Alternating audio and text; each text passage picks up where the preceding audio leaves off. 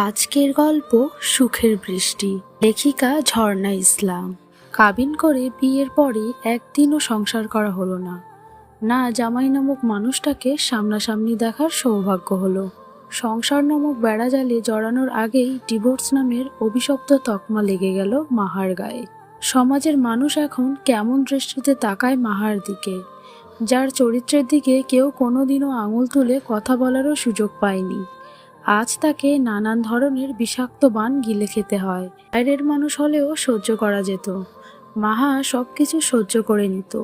কিন্তু নিজের রক্তের, নিজের আপন মানুষগুলোরও যখন দুই চোখের কাঁটা হয়ে যায়, সেটা কি করে সহ্য করবে? একটু আগেও ভাবি অকথ্য ভাষায় গালাগাল করছে মাহাকে। ভাতিজিকে খাওয়াতে গিয়ে ভুলবশত এক লোকমা ভাতের মাছের একটা ছোট কাঁটা থেকে যায়। মাহা কাঁটাটা খেয়াল করেনি, ফলস্বরূপ ভাতিজির গলায় গিয়ে বিঁধে যায়। একটু পানি খাওয়ালে কাঁটা নেমে যায়, কিন্তু ভাবি যেন এমন সুযোগেরই অপেক্ষায় ছিল। এই নিয়ে ভাবি বাড়ি মাথায় তুলে মুখে যত রকম অকথ্য ভাষায় গালাগাল আছে সব করে। ভাই চুপচাপ শুধু দেখে যায় ভাবিকে, একটুও থামানোর চেষ্টাও করে না। ভাইও কেমন বদলে গেল। অবশ্য বদলানোরই কথা, একটা ডিভোর্সি মেয়ে ঘাড়ে চেপে আছে। মাহা তো এখন পরিবারের বোঝা। ভাই ভাবি না পারছে গিলতে, না পারছে ফেলতে। ভাবির বকুনি হজম করে চুপচাপ মাথা নিচু করে নিজের রুমে চলে যায় মাহা। নিজের বিছানায় হাঁটু গেড়ে বসে নিজের অতীতে ডুব দেয়। কত খুশি, কত হাসি খুশি সুন্দর পরিবার ছিল মাহার। বাবা মা ভাই সকলকে নিয়ে হেসে খেলে জীবন চলে যেত। মাহা খুব ধার্মিক ও পর্দাশীল মেয়ে, এজন্য সকলের খুব আদরের ছিল। আশেপাশের প্রতিবেশীরাও মাহাকে খুব পছন্দ করত, স্নেহ করত। একটা ঝড়ে বাবা মাকে হারায় মাহা। বাবা মায়ের সাথে নিজের জীবনের মোড় পাল্টে যায়। রাজকন্যা থেকে চাকরানিতে বদলে গেল।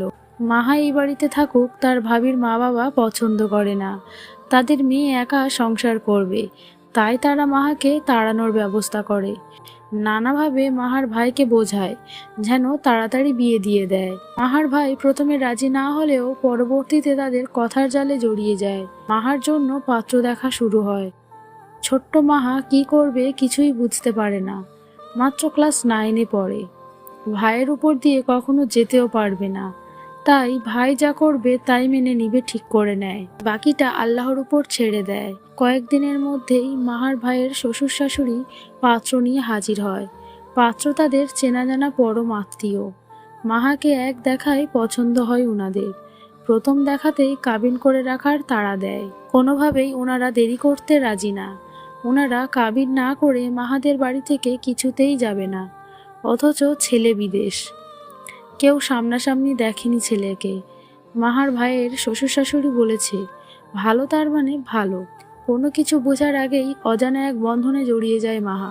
যাকে স্বামীর স্থান দিল তাকে এক নজর না দেখলো, আর না তার নামটাও জানলো। সব ঘোরের মধ্যে দিয়ে হয়ে গেল। বিয়ে পড়ানোর সময় নামটাও খেয়াল করলো না।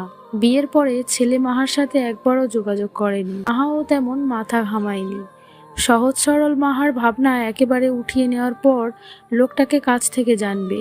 অজানা লোকটাকে নিয়ে মনের ভিতর হাজারো স্বপ্ন সাজাতে থাকে মাহা। অবশ্য মাহার খুব ইচ্ছে করত মাঝে মধ্যে লোকটা যদি মাহাকে তার ছোট্ট বাটন ফোনটায় কল দিত, কিন্তু আশাই থেকে গেল। তার পূর্ণ হলো না। কাবিনের কয়েক মাস যেতেই ছেলের ডিভোর্স লেটার পাঠায় দেশে এসে। মাহাকে নাকি ছেলের পছন্দ হয়নি। মাহা তেমন সুন্দর না, ছেলে আরো সুন্দরী মেয়ে চায়। এটা বাবা বিয়ে দিয়েছে। ছেলে নাকি অনেক না করেছিল, তাও শোনেনি। এখন মাহার সাথে কিছুতেই সংসার করবে না। মাহাকে নাকি ছেলে চুপি চুপি এসে দেখে গেছে, বাড়ির কেউ জানে না। একদিন নাকি ছেলে দরজা খোলা পেয়ে লুকিয়ে দেখে গেছে। এই ব্যাপারে কেউ কিছু জানে না। সকলে অনেক বুঝিয়েও কোনো কাজ হয় না। ছেলের ডিভোর্স দিবে মানে দিবে, শেষমেশ ডিভোর্স হয়ে যায়। মাহার জোটে লাঞ্ছনা বদনাম। অতীতের কথা ভাবতে ভাবতে মাহার চোখে পানি ঝরায়। মাহার কান্নায় আকাশও কেঁদে ওঠে। অঝোর ধারায় বৃষ্টি শুরু হয়। মাহার বৃষ্টি খুব পছন্দ, তাই মনটা হালকা করতে আর শরীরটা একটু ভিজাতে ছাদের উদ্দেশ্যে পা বাড়ায়। মাহাদের বাড়িটা 2 তলা বিশিষ্ট। মাহাদের বাড়ির পাশে শুধু আর একটা বাড়ি আছে 2 তলা। ওই বাড়িতে শুধু একটা কাকি আর তার মেয়ে থাকে। কাকা বিদেশে থাকে। মাহা এখন ছাদে দাঁড়িয়ে ভিজলেও দেখার কেউ নেই, তাই মাহা মনের আনন্দে ভিজতে থাকে। নিজের মনের যত কষ্ট আছে সব বৃষ্টির পানির সাথে ঝরিয়ে দেওয়ার চেষ্টা করে। আকাশের দিকে এক মনে তাকিয়ে থাকে, কিন্তু কেন জানি মাহার মনে হতে থাকে তাকে কেউ দেখছে। মাহা আশেপাশে চোখ ঘুরায়, কিন্তু কাউকে দেখতে পায় না। কেন জানি মাহার অস্বস্তি হতে থাকে, তাই তাড়াতাড়ি ছাদ থেকে নেমে যায়। বৃষ্টিতে ভিজার ফলে রাতে হালকা জ্বর আসে মাহার। পরের দিন ঘুম থেকে উঠতে দেরি হয়ে যায়, কিন্তু আশ্চর্যের বিষয়, ভাবি আজ সকালে মাহাকে সুন্দর করে ঘুম থেকে ডেকে তোলে, ভালো ব্যবহার করে, সুন্দর করে সেজেগুজে তৈরি হয়ে নিতে বলে। মাহা কিছুই বুঝতে পারে না, কিন্তু কথাও বাড়ায় না। ভাবির কথা মতো চুপচাপ নিজেকে পরিপাটি করে নেয়। ড্রয়িং রুমে গিয়ে দেখে মাহার পাশের বাসার কাকি বসে আছে। মাহা গিয়ে কাকির সাথে কুশল বিনিময় করে।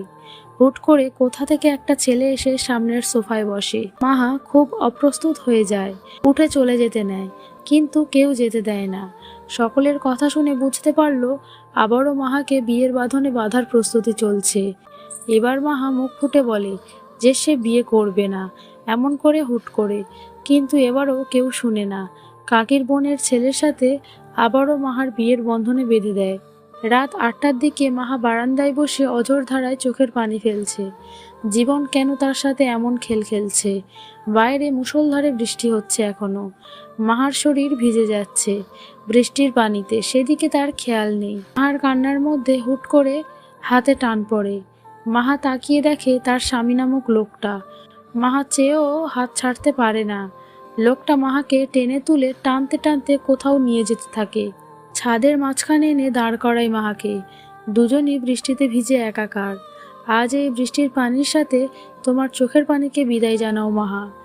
আজই যেন তোমার মন খারাপের শেষ ভিজা হয় বৃষ্টিতে। এরপর আমার সাথে আনন্দ নিয়ে ভিজবে। এই রায়হান আর তোমাকে কষ্ট পেতে দিবে না। তোমার কষ্টগুলোকে বিদায় দিয়ে দাও। এরপর থেকে সুখ দুঃখগুলো দুজনারই হবে, তোমার একার না।